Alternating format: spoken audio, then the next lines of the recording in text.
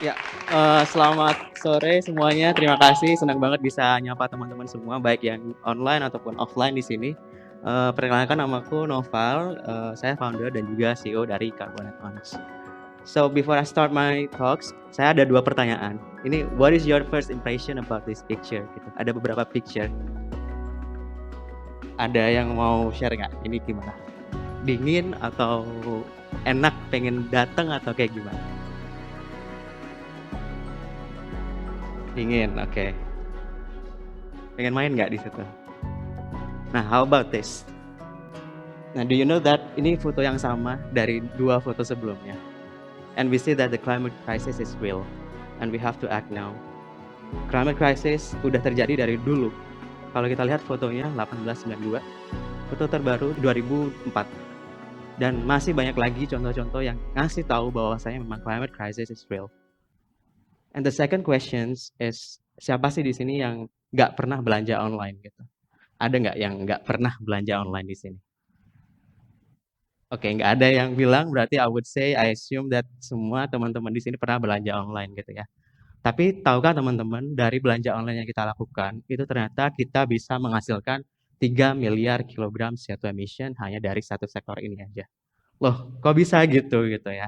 So, dari belanja online yang kita lakukan, apalagi adanya COVID, kemudian pasti nilainya terus meningkat, behavior kita belanja terus meningkat, dan bahkan di Indonesia bisa menghasilkan sekitar 150 juta transaksi online per bulannya gitu.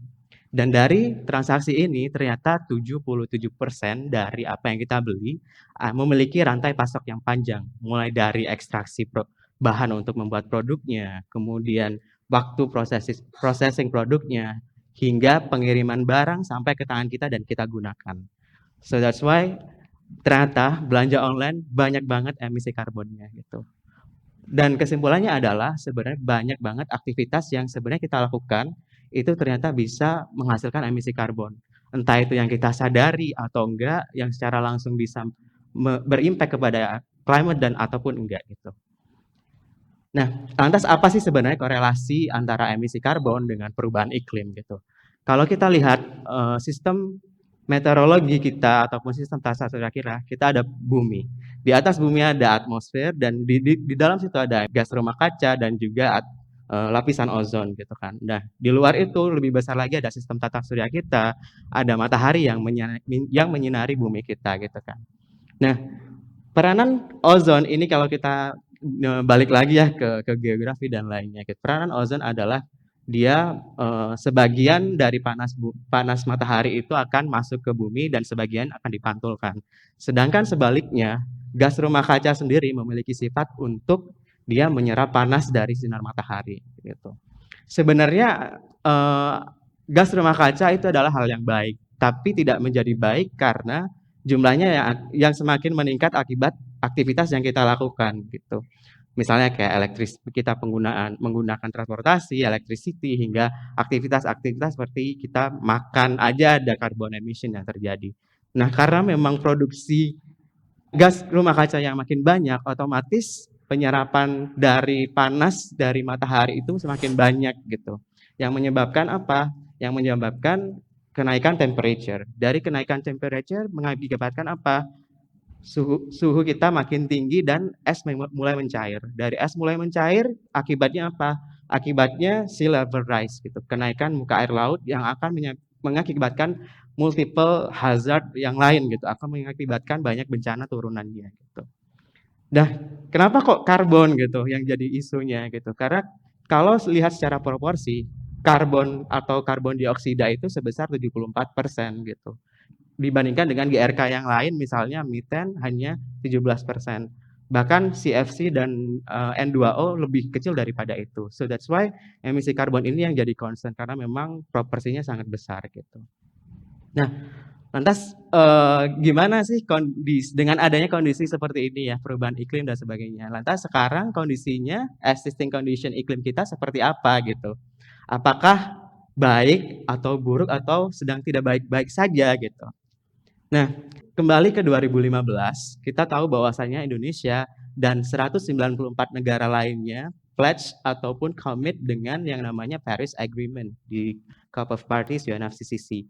Dan kita berkomitmen bahwa kita harus limiting 1.5 degree Celsius pada 2030 gitu.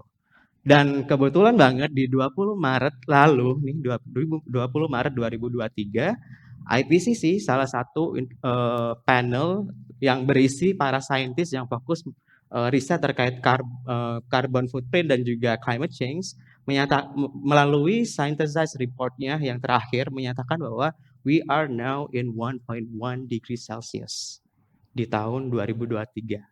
Tinggal 0,4 lagi kita limiting di 1,5 derajat Celsius. Dan mereka menyatakan highly confidence bahwasanya kita sekarang tadi ya 1.1 degree Celsius, dan kalau kita mau limiting 1.5 itu akan sangat butuh effort yang sangat besar gitu. Dan bahkan mereka menyatakan we are out of track dari 1,5 derajat Celsius, bahkan 2 derajat Celsius pun kita juga out of track gitu. So, ini cukup miris ya dengarnya gitu loh. Kayak kita menggembar-gemborkan gitu terkait kita harus menurunkan emisi, kita harus menurunkan emisi dan lainnya gitu ya. Sedangkan kita juga punya target SDGs yang perlu dicapai di tahun 2030 juga gitu. Nah, lantas gimana nih perubahan iklim dan korelasinya dengan SDGs? Apakah perubahan iklim ini bisa menghambat SDGs itu sendiri? In short, jawabannya yes gitu. It definitely sangat bergantung gitu ya. Kita aksi iklim kita dengan ketercapaian 17 tujuan pembangunan berkelanjutan kita. For example aja misalnya ketika perubahan iklim kemudian makin banyak bencana yang terjadi gitu. Misalnya ada kekeringan, otomatis tujuan kita untuk akses clean water akan sangat susah untuk dicapai. Kalau misalnya kalau misalnya sea level rise terjadi. Nah, sea level rise terjadi impact-nya adalah makin asamnya air laut kita gitu. So that's why live below water, live on land tidak akan terjadi karena coral reef kita kena bleaching gitu, makin putih makin mati. There's a lot of biodiversity loss yang akan terjadi both in land ataupun di ocean gitu.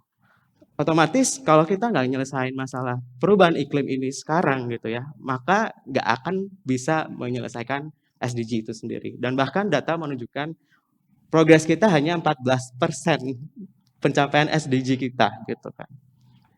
It's way far from what we want to achieve gitu. Jadi ini dari banyak kegaduhan, kegundahan, tadi dari emisi belanja online yang kita nggak sadar ternyata gede banget, kemudian dari pencapaian SDG ataupun iklim kita yang ternyata kurang gitu komitmennya, bahkan sudah sampai 1,1. Ini yang membuat saya berpikir gitu, kira-kira as a youth what can I do gitu. Apa yang bisa kita lakuin gitu, apa yang bisa aku lakuin. Dari sinilah mulai gitu ya muncul inisiatif untuk bikin Carbon Add-on sendiri. It's actually new, tapi semoga harapannya bisa berdampak. Jadi in short, Carbon Add-ons adalah sebuah climate tech startup yang mencoba untuk menurunkan emisi karbon melalui tech solution yang kita punya. Nah, tadi ada Fiti yang menjelaskan kalau kita ada di sistem e-commerce dan lainnya. Nah, one of our solutions adalah kita bikin yang namanya multi-purpose carbon offset API atau extension, atau kalau nggak pernah dengar plugins yang bisa terintegrasi dengan sistem penjualan online. Misalnya e-commerce, retail, shipping, transportation, hingga accommodation services. Nah, once plugin atau API kita terinstall atau terintegrasi di sistem tadi, bakal ada fitur tambahan sebelum checkout pemesanan yang memungkinkan pengguna untuk tahu kira-kira seberapa besar sih emisi karbon yang dihasilkan dari satu transaksi yang mau aku check out gitu. Dan kira-kira bagaimana caranya untuk neutralize atau menurunkan emisi karbon itu melalui pendanaan proyek iklim yang sesuai dengan emisi yang aku hasilkan tadi gitu. Jadi bisa di-neutralize lewat itu. It's actually quite easy, hanya tinggal tap-tap aja. Kemudian tinggal nungguin aja gitu ya, kita dari Carbon Add-ons melakukan aksi pendanaan iklim, misalnya dari konservasi hutan, renewable energy, hingga waste management yang kita lakukan gitu. Jadi terkait tadi ya Carbon Add-ons itu apa, produknya apa, dan bagaimana caranya kami untuk reach ambisi kami untuk nurunin emisi karbon gitu ya. Dan dari situ kita nggak bisa sendiri gitu, nggak bisa melakukan sendiri. Tentu banyak banget kerjasama yang kita lakukan ya, baik itu bareng sama mitra partners kita di e-commerce dan lainnya, tapi kita juga uh, engage dengan komunitas, kemudian engage dengan government, engage juga dengan CSO dan lainnya untuk creating impact yang lainnya gitu. For example, kita juga selain di Carbonate Ons, kita juga bikin inisiatif yang namanya Carbon Academy. Untuk itu adalah sebuah learning platform yang bisa teman-teman akses, terutama untuk anak-anak muda dan young professionals untuk belajar terkait sustainability dan climate change. Salah satu program yang kita lakukan kemarin, kebetulan kita kerjasama dengan UNDP Indonesia, kemudian Movers Asia Pacific untuk bikin program terkait sustainable business dan juga green career. Next, kita juga akan banyak ke depannya program-program yang kita lakukan untuk raise awareness about these issues. Dan so far dengan partnership yang kita lakukan di Carbonate Ons, alhamdulillah kita udah neutralize sekitar 18 ton CO2 emission dari kita converting pendanaan kolektif yang masuk di kita itu lewat penanaman mangrove sebanyak 200 mangrove gitu. Dari sini ternyata banyak banget indirect impact yang tercipta gitu. Nggak cuma kita nanam, tahu emisi yang direduksi, tapi ternyata dari project ini banyak banget local communities yang kita empower. Selain itu juga we have educate more than 6.000 ya, more than 6,000 people dari edukasi yang kita lakukan dan lainnya. Mungkin masih kecil, tapi semoga harapannya ke depan makin besar dan banyak mitra-mitra, banyak stakeholders yang kerja bareng sama kita untuk bisa creating more impact. Mungkin aku nggak akan, kalau misalnya pengen jelasin lebih detail akan sangat panjang. Aku nggak akan fokus di situ karena aku pengen fokus lebih ke gimana sih caranya untuk kita bikin initiative. How the way we start the initiative to tackle the climate crisis. I'm sorry. Nah, ini yang pengen aku diskusiin sama teman-teman, Bapak Ibu di sini gitu ya. Gimana sih caranya untuk kita bikin sebuah inisiatif yang bisa berdampak gitu dan bisa diadopsi oleh banyak orang gitu. So, ada satu framework yang mungkin bisa saya bagi ke teman-teman gitu ya, untuk kita bisa tahu gitu apa yang sebenarnya pengen kita lakukan gitu, inisiatif apa yang sebenarnya ingin kita lakukan untuk menangani perubahan iklim. Ada satu framework bernama The Golden Circle. The Golden Circle itu salah satu konsep untuk membantu kita untuk tahu kenapa sih kita perlu melakukan sebuah inisiatif dan bagaimana caranya untuk membuat inisiatif. The Golden Circle itu dicetuskan oleh Simon Sinek di bukunya Start with Why. Kalau belum pernah baca, please read that. It's really helpful. Nah, di konsep The Golden Circle ada 3 circle kecil. Mulai dari yang kecil, agak besar, dan lebih besar lagi. Nah, yang kecil itu adalah why. Lingkaran pertama yang kecil adalah why. We have to know first our why apa gitu untuk membuat sebuah inisiatif. Karena kalau misalnya kita nggak tahu mau kenapa kalau kita harus melakukan ini, bisa jadi ketika programnya berjalan kita bisa berhenti karena kita nggak ada driversnya untuk melakukan itu lagi ketika banyak hambatan-hambatan yang menimpa kita gitu. So the first thing first, we have to know why. Kenapa kok kita mau melakukan ini? Targetnya apa? Tujuannya sebenarnya apa yang ingin dicapai? Kemudian yang kedua, circle yang lebih gede lagi adalah terkait how. Gimana sih caranya kita untuk mencapai tujuan atau why kita tadi gitu. Kira-kira strategic actionnya apa yang bisa kita lakukan gitu secara long term. Kira-kira dari situ kita juga bisa menilai dari diri sendiri bagaimana caranya untuk kita bisa menciptakan impact yang pengen kita lakukan. Dari situ juga kita juga bisa tahu kira-kira gap-nya dari diri sendiri untuk mencapai tujuan yang kita lakukan itu apa. Nah, dari sana bisa muncul tadi ya strategic action untuk kita tahu, oh, aku misalnya seorang engineer, tapi aku butuh orang-orang marketing. Otomatis karena aku nggak ada gap gitu di marketing ataupun di bagian lain, otomatis aku akan mencari teman untuk gabung dengan inisiatif yang aku punya. Nah, di lingkaran lebih gede lagi itu ada what, ada apa gitu. Kira-kira dari bagaimana kita membuat sebuah planning yang panjang untuk mencapai tujuan kita breakdown lagi ke aksi-aksi yang lebih nyata gitu. What-nya apa aja untuk misalnya, di awal kita harus building foundation misalnya. Nah, apa nih yang bisa kita lakukan untuk bikin foundation tadi gitu. Seiring berjalannya waktu pasti akan tahu apa aja milestone-nya dan kira-kira untuk mencapai milestone itu strategic action-nya gimana. Nah, mungkin in short seperti itu untuk kita bikin sebuah inisiatif. Tapi sebenarnya yang pengen di-highlight sebenarnya adalah kita perlu tahu tadi ya big picture-nya, kira-kira apa sih yang pengen kita capai gitu dari aksi-aksi yang kita lakukan. Nggak perlu aksi yang sophisticated, nggak perlu it's a new invention, nggak perlu it's a new methodology. Cukup dengan apa yang kita punya saat ini, apa yang bisa kita bagikan sekarang, itu yang jadi lebih powerful ketimbang kita bikin sebuah inisiatif yang rumit gitu dan nggak jadi-jadi gitu. Itu yang mungkin ingin saya highlight gitu. Dan yang lainnya adalah terkait ketika kita udah tahu apa yang mau kita lakukan, gimana cara untuk mencapainya gitu ya. Otomatis mungkin ada beberapa hal yang ingin aku highlight juga terkait how the way we build the mindset, environmental mindset, the consciousness mindset yang perlu kita bangun gitu. So, ada 3 hal yang pengen aku share gimana caranya untuk kita bikin mindset environmental itu di pikiran kita dan bisa diterapin di kehidupan kita sehari-hari. Nah, first thing first, we have to mikirin bahwasanya we are the center of the universe. Maksudnya adalah make every single thing that we did itu will affecting our society and environment. Nah, dari sana ketika kita within this mindset, ketika kita mikirin, dari small action yang kita lakuin ternyata bisa entah itu benefiting ataupun sebaliknya itu bisa mempengaruhi lingkungan dan sosial. Dengan mindset itu nanti kita bisa questioning gitu. Kalau mau melakukan ini baik nggak ya? Kalau mau melakukan ini baik nggak ya bagi lingkungan? So we put the environmental impact and also the negative-nya itu upfront gitu. Jadi kita akan mikir lagi, think twice before we buy, think twice before we did something gitu. Ini yang perlu teman-teman tanemin gitu ya.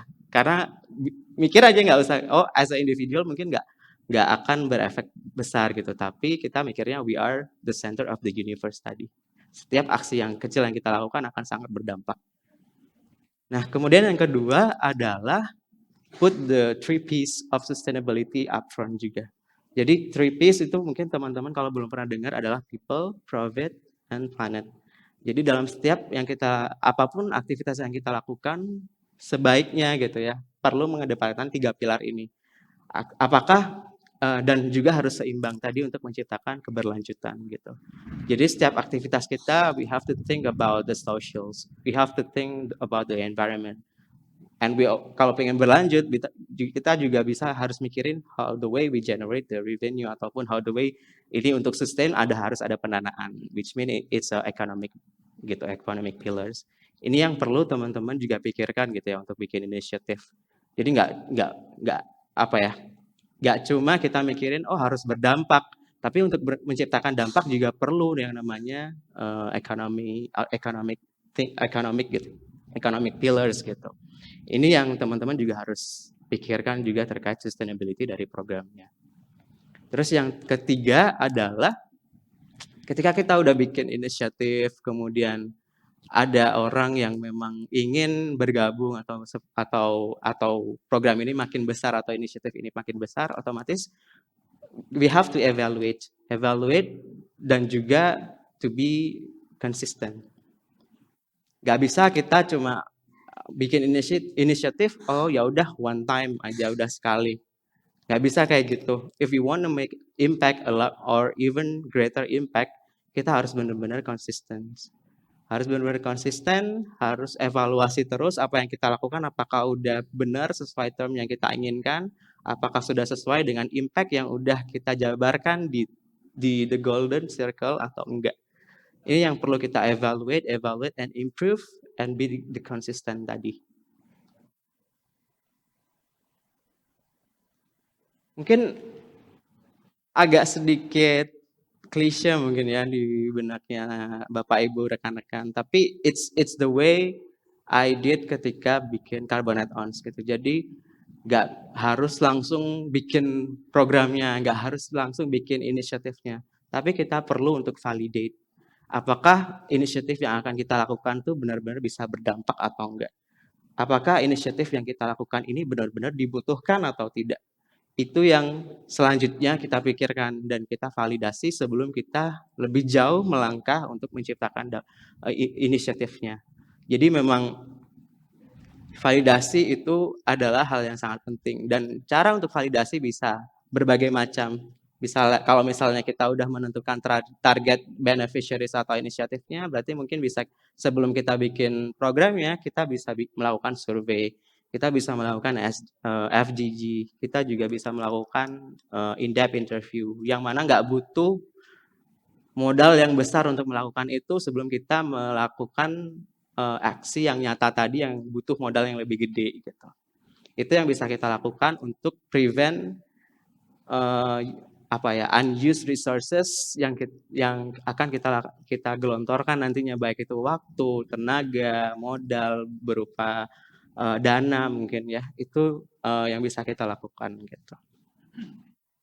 Nah, mungkin final words dari aku mungkin ya, I do understand kalau misalnya being perfect sustainability person or initiative is quite hard gitu. So, ya being imperfect is okay gitu. Jadi nggak perlu kita harus benar-benar menerapkan sustainability untuk saat ini gitu.